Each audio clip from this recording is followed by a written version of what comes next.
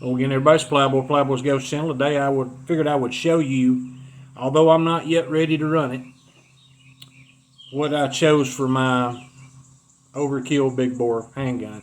And to all of you who guessed in the video where I asked, what's my next big bore going to be, 10 millimeter. I would like to congratulate you on not paying attention. 10 millimeter is not overkill for anything short of field mice or something. Anyway, this is what I got. Magnum Research BFR, 5.5 inch. Their version of the Bisley grip, which is the only way to have it, I guess, in these bigger bores. And that is a sure enough big bore, 500 JRH. Now, what in the world's a 500 JRH, you might ask? Well, I've had a couple of people ask me that since I got this, or since I ordered it. And I will go into it more depth after I study more in depth. 500 JRH is essentially a 500 Smith & Wesson Magnum case minus 0.2 of an inch, because that's what I'm doing to get this.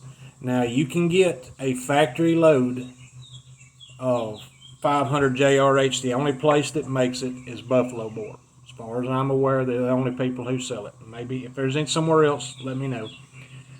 Starline made some brass for it, but it was, I reckon, exclusively for Tim Sundle's Buffalo Bore.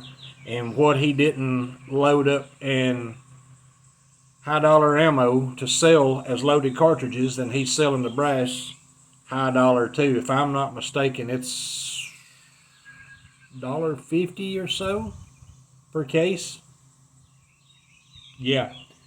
So I took the other route. I give 80 something, $90 for 100 pieces of 500 Smith & Wesson Magnum brass.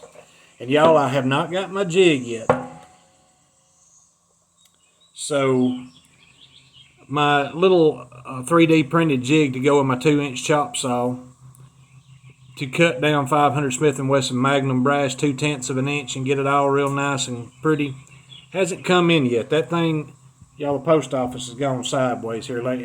My wife's a mail carrier. I'm a big advocate of the post office, and I have always chosen priority mail over any UPS ground or FedEx ground or anything. But here lately, it ain't your local post office, and it's not your local carriers 99 times out of 100. There's something going on in the upper echelons of the postal service where they're trying to streamline something that don't need to be streamlined, and now they're screwing up. But anyhow, get off that subject. I'll tell you real quick some things that I found out about 500 JRH and loading the cartridge. First of all, that is a Lee 501 440 bullet. The bullet actually, which is gas checked. Gas checked and lubed, ready to go, just Lee liquid Alox bullet lube. That bullet weighs 453 grains. That's a pretty big bullet. And the Lee dies for the 500 Smith & Wesson Magnum will work for 500 JRH, all except for the crimp die. I ordered I guess it was supposed to be like a factory crimp die, but it's a collet or whatever. Anyway, I ended up having to cut 0.2 of an inch off the bottom of the die, 0.2 of an inch off the bottom of the collet, and I finally got it to crimping halfway decent. But since I was having to do a little rigging on that to get it to work, I have ordered an RCBS carbide crimp die for it will crimp both 500 Smith & Wesson Magnum and 500 Special, which is shorter than this. And I know if it'll crimp bigger and it'll crimp smaller, then it'll crimp this too. So I've got that coming. That was supposed to be here today. It's not coming today. So anyhow, I have only loaded up 6 rounds of this. And I know, yes, this is a 5-shot revolver. And I have not shot them yet, and I am probably going to wait just a little bit longer. We will do a shooting video for the first time that I've shot it. First time that I shoot this gun, we'll do a video on it. It's not going to be today. This is more to let you know what I picked, to let you know that I love, y'all, my Rugers, even though of course they click, because they've got, little ratcheting sort of action on the hand, catching as it goes over the star of the back of the cylinder, and it won't let it rotate backwards, and this has no clicks. But man, I'm here to tell you that cylinder on this once you really lay into it, spinning it, it don't stop very fast. It's really machined well. I mean, the tolerances are nice. The finish on these guns are beautiful. If you don't know, Magnum Research sells their BFRs with a scope mount up here, your rail that bolts on top of here and everything, which of course I'll never put nothing on this gun more than likely. What I love about these compared to the blued Ruger Blackhawks, which I still have my Blackhawks and I love them, they're not going nowhere, but 41 Magnums, the two 41 Magnums and the 45 coat. But I love that they got the front sight screw on there, so you can easily change that front sight out. And I need a green fiber optic or maybe a Furman Garza, maybe get him to do me a gold bead or something. I know he does them. These come with LPA rear sights on them. For a while, the BFRs way back when come out with Ruger sights. It's got LPAs. They're pretty good rear sight. I like it. You also got what looks like Allen head bolts, screws and everything here. That's pretty nice, except for the grip. Of course, grip screw is still a flat head. The base pin here is retained by a screw, a little kind of like a grub screw and an indent or a little countersunk spot in the bottom of the barrel. That thing's not going to pop out anytime soon. Overall, I am here to tell you, I do not care one bit for the long stretch-framed rifle calibers and the 500 Smith & Wesson and 460s with all that long cylinder and long frame. Y'all, those guns are ridiculous. I'd never carry them anywhere. That'd be like having a Desert Eagle that's extra length. I would never carry them anywhere. But y'all, I've been toting this around a little bit, around the house and whatnot. Toted it to town, I think, one time. Yeah, what am I gonna shoot with a 450 plus grain bullet? I guess anything needs shot through the block and firewall. But anyhow, we won't do none of that if we can avoid it. Y'all, that's what I did. 500 JRH. I will give you more information as I learn more about it. This is one of those things where I don't want to mislead you.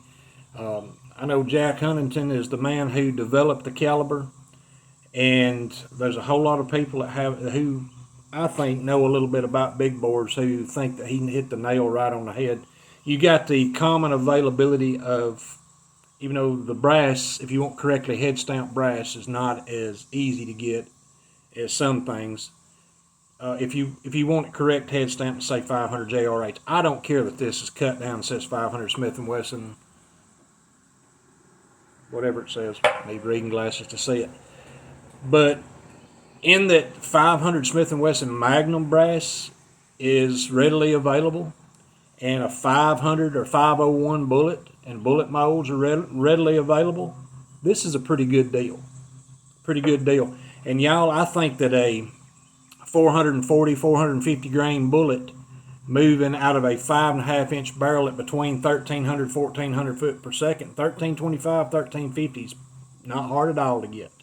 These loads right here, I loaded them to what a lot of people are chronographing out of a BFR with this very well regulated and minimal cylinder gap and velocity loss at that point.